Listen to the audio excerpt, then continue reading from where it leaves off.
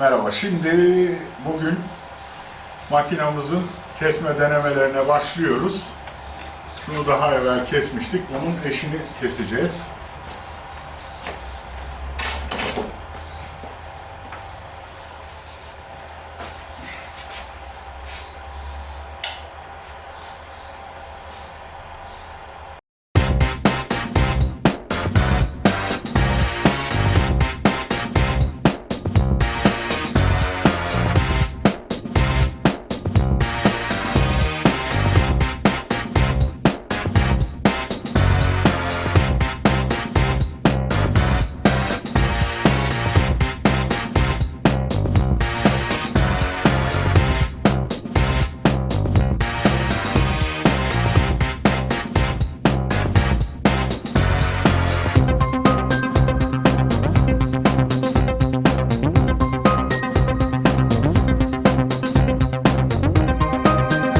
Durdurayım mı? Evet, yok durdurma daha abi. 7.47. Eli kapattık.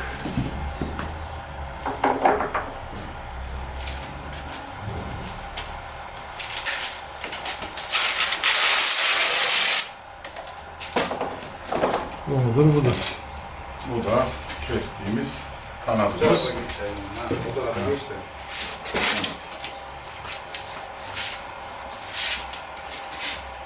Şu şekilde gösterelim. Yukarıdan Şu tutuyoruz. uçlarını keseceğiz.